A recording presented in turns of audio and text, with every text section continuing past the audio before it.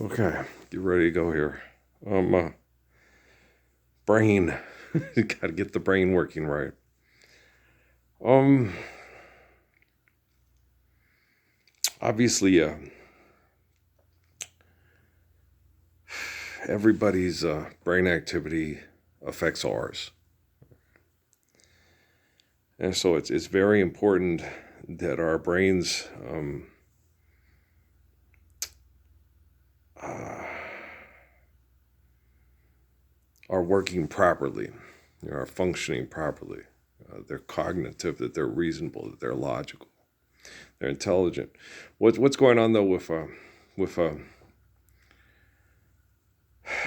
technology is these people are quite competitive, quite arrogant and egotistical, and they try to compensate for it, baby. Clinical. I noticed that when I worked with kids in special needs and in lockup, you know, like when I worked with David with autism, and the professional who's had a PhD, whatever, came in, and so David can't distinguish between this and that and that. She'd come in and talk to him and ask him questions, and then write his report thing on it, right? And I read the thing, and I was like, "What?" It's like, no, he could do a lot of the stuff this person doesn't, you know. And then when I started asking him the cognitive questions a professional wanted, I realized he was fucking with me. He was joking with me, right? And I guess the person didn't think that a kid diagnosed with autism could be sarcastic or funny, you know.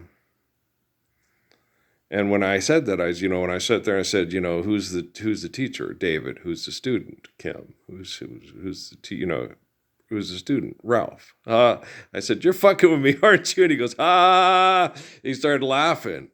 And I'm like, holy shit. And then he just went way forward, and they were telling Kim what a great job she was doing with David, right? It scared me because when we went out for the bus thing, when he ran out and jumped in front of the bus to look at the bus thing, and I wondered, did he want to look at the bus and see the thing, or did he just want to get hit? Yeah. He was a typical kid till he got vaccinated, and then he became an autistic kid. Yeah. And he said one time, you got to watch him, he beat his mother up. I was like, I understand, because the way he feels and he treats it. I was this way, now I'm this way, and I was like trapped in this body. And he's a good-looking kid. He's an attractive kid.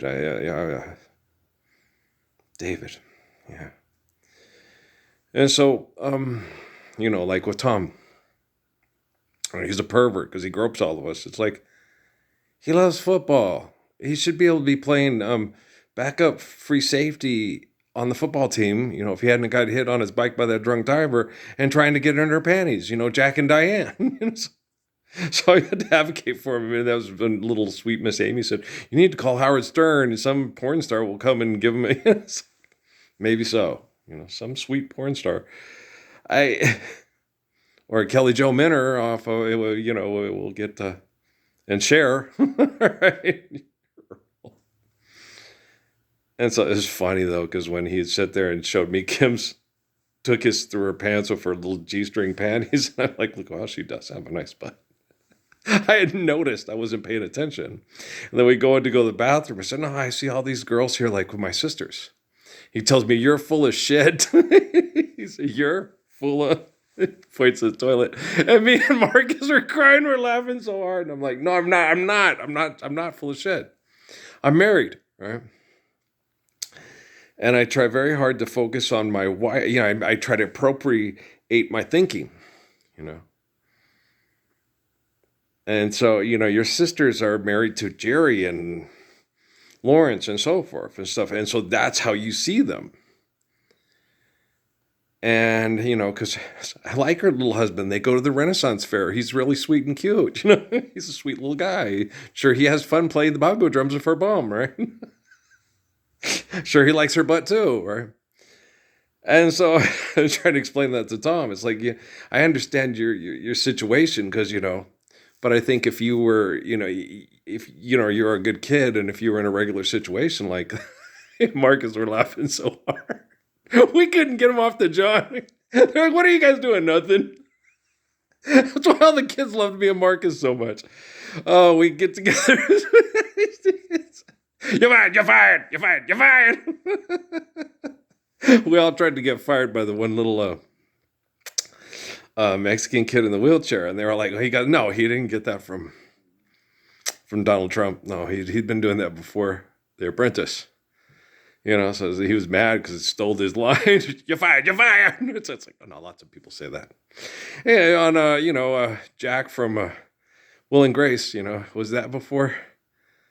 What was that? The Cat in the Hat, fired. So lots of people use fired, fired, fired. It's a word that people use to feel powerful when they manipulate people with money. Okay. Fired. Money's not real. At least I'm not firing anybody. I'm just fire. I bid you to burn. I lit a fire under your guys' asses back in before June of 2009.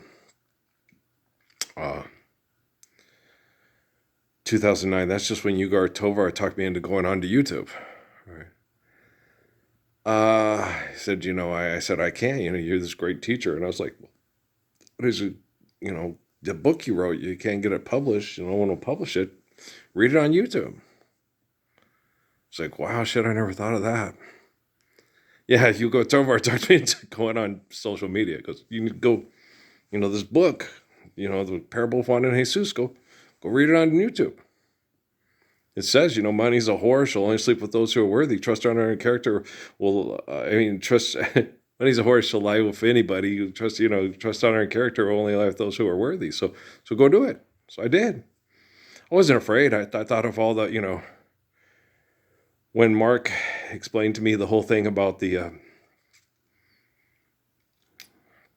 little girls in Mexico, and I thought, with like when, Pope, in Bunny Doon, when the woman was getting raped in the alley. And I thought, what if that was one of my sisters or, my girl, I'd want someone to go out there in his dog tags, boxer shorts and combat boots and take a rock and go, oops, up. So just because you don't think that I really don't want to dance, don't mean that I don't want to, right? You know what I mean? So my skinny ass was out that door. Yeah, I was ready to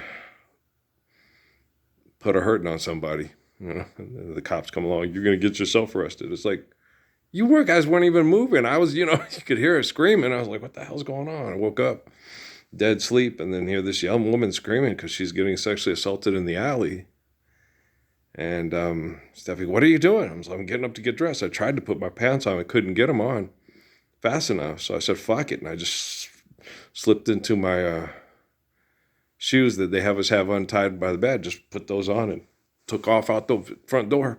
Screen door slam, Don't let the screen door hit you on your way out. Last night, heard the screen door slam. Cops were sitting there threatening to take away my old man because he was trying to stop a woman from getting raped in the alley in Bunny Doon, North Carolina. Told me to go inside. I was going to get myself arrested. I was a little perturbed. Yeah, I was a little pissed. Well, at least, it broke up the, what I did broke up the thing in the alley, And the cop car showed up and scared them all off. They weren't going to do nothing. They were looking for drug dealers. They wanted to get a score. They didn't want a stupid drug bitch who's getting sexually assaulted. They didn't care. Because this is the United States of America. You got lawyers. You have to fill out paperwork.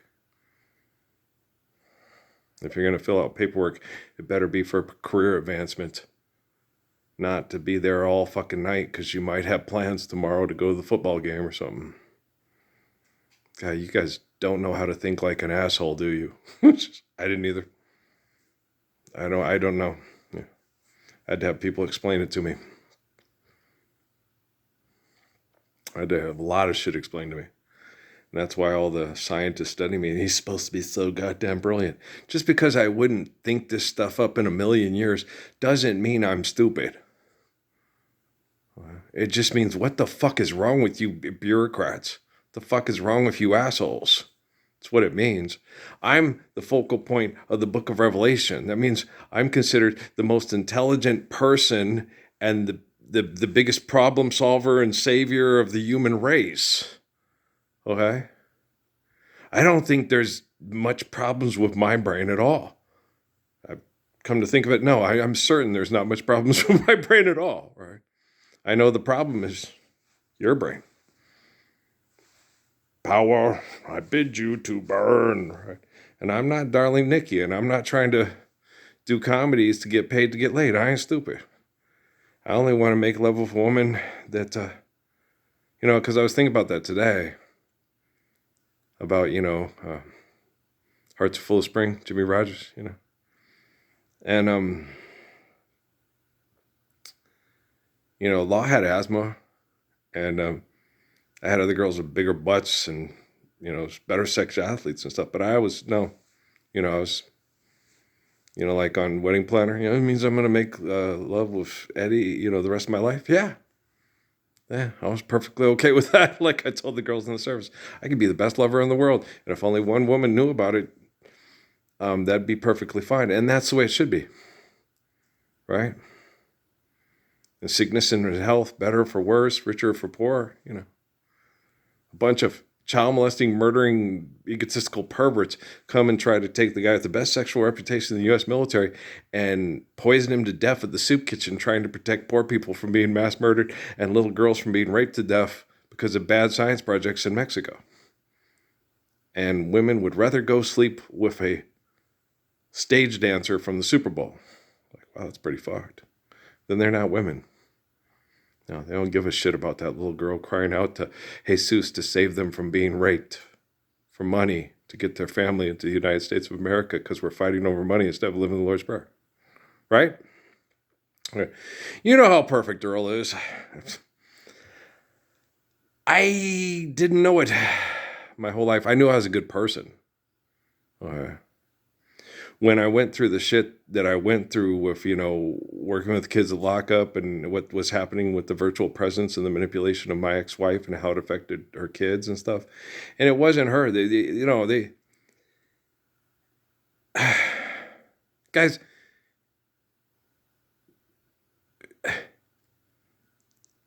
you do know that the Trumps and the Clintons were all business partners together too.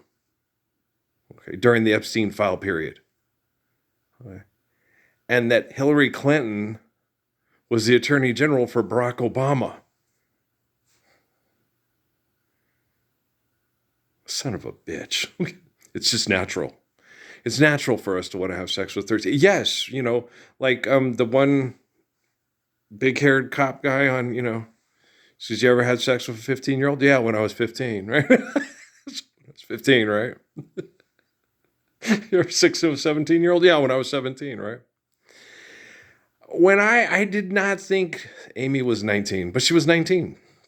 Okay, she was a mother of legal age. I was 33. I thought she was older. She thought I was younger.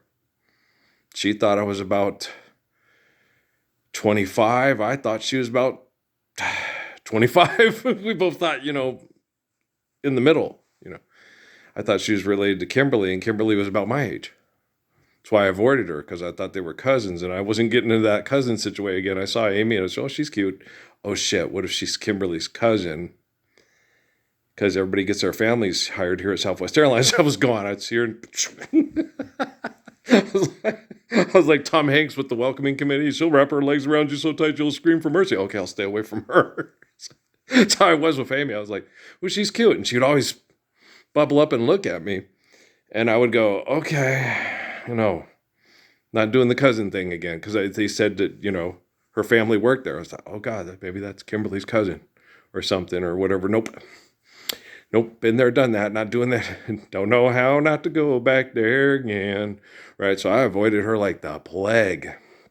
And then she told Natalie that story. Don't ever go with the guy who does this. And I was always telling her, she's full of shit. She's the one who asked me out. She studied me. She went and asked my friends all about me and everything, yeah. I avoided her like the plague because I thought she was the cousin of a girl I dated twice. And And the second time I hooked up with her, she was living with one of the guys that worked there and didn't tell me when she showed up at my house and we had sex. It was horrible. Of course, I didn't explain that to Natalie. Okay. No, that was a bad situation. And I didn't want anything to do with Amy. I thought she might be related to Kimberly. And I already had a whole big bag of mess that. So you know me. So I was like, God dang, I did not want anything to do with Amy. Myra had to sell me on Amy. My dad's 20 years older. My dad's almost 20 years older than my mom. Takes care of him. And then they were going to hook us up.